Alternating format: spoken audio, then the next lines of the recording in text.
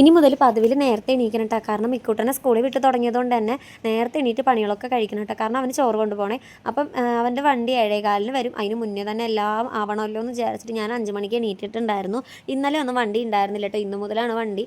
കുറച്ച് നേരത്തെ വരും എന്ന് പറഞ്ഞിട്ടുണ്ടായിരുന്നു അവർ.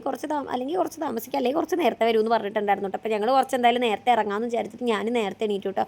ആദ്യം തന്നെ എണീറ്റ വഴിക്ക് ചോറ് ഇറക്കി വെച്ചിട്ടുണ്ടായിരുന്നു. ഈ ചോറ് എനിക്ക് തലേ ദിവസത്തെ ചോറ് കൊടുത്തിട്ട് ഒരു പേടി ഉണ്ടായിരുന്നു. കാരണം ഇനി നാശമായി കഴിഞ്ഞാൽ അവന് കഴിക്കാൻ പറ്റിയില്ലെങ്കിലോ എന്നുള്ളൊരു പേടി കാരണം ഞാൻ ചോറ് എണീറ്റ് രാവിലെ തന്നെ വെച്ചിട്ടോ. പിന്നെ പതിവിൽ നേരത്തെ എണീറ്റതുകൊണ്ട് എനിക്ക് നല്ല വിശപ്പുണ്ടായിരുന്നു കേട്ടോ. പിന്നെ ഞാനും ബ്രെഡും ചൂടാക്കി കട്ടൻ ചായയും കുടിച്ചു. അവിടെ നിന്നൊരു പൂച്ചയ്ക്കും കൊടുത്തു കേട്ടോ. അതിനൊന്നും ഉറക്കമില്ല തോന്നുന്നുണ്ട്. പൂച്ച അങ്ങോട്ടും ഇങ്ങോട്ട് നടക്കണ്ടായിരുന്നു കേട്ടോ. പിന്നെ ഇവരൊക്കെ നല്ല ഉറക്കമാണ്. അവർ കുറച്ചുകൂടെയൊക്കെ കഴിഞ്ഞിട്ട് ഇനി എണീക്കുള്ളൂ. 5 മണി ആയിട്ടല്ലേ ഉള്ളൂ.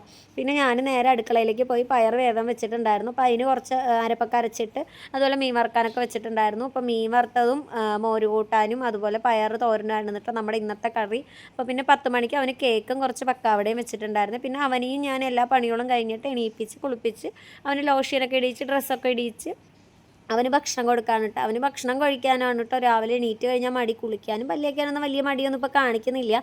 പക്ഷേ ഭക്ഷണം കഴിക്കാൻ നല്ല മടിയാണ്. കാരണം കുട്ടി നേരത്തെ ഒന്നും എണീക്കാറില്ലല്ലോ. അപ്പോൾ അതിൻ്റെ ഒരു ബുദ്ധിമുട്ട് 2-3 ദിവസത്തേക്കൊക്കെ ഉണ്ടാവും കേട്ടോ. പിന്നെ അവനെ ഞാൻ നേരെ വണ്ടി കയറ്റി വിടാൻ പോയിട്ട് അടുത്ത് തന്നെയാണ് കേട്ടോ. കുറച്ചൊന്ന് ആ വളവൊന്ന് തിരിഞ്ഞാൽ മതി. അപ്പോൾ അവനെ വണ്ടി കയറ്റി ഇട്ടിട്ട് നേരെ വീട്ടിൽ വന്ന് ഏട്ടന് ദോശയൊക്കെ ഉണ്ടാക്കി കൊടുത്ത സമയത്തിന് ഏട്ടനും കുളിച്ച് വിളക്കൊക്കെ കൊളുത്തിയിട്ടുണ്ടായിരുന്നു. രാവിലത്തെ വിളക്ക് കൊളുത്തലൊക്കെ ഏട്ടനാണ് കേട്ടോ. വൈകുന്നേരം മാത്രമേ ഞാൻ ചെയ്യുള്ളൂ. അപ്പോൾ ഇന്നത്തെ വീഡിയോ ഇത്രയൊക്കെ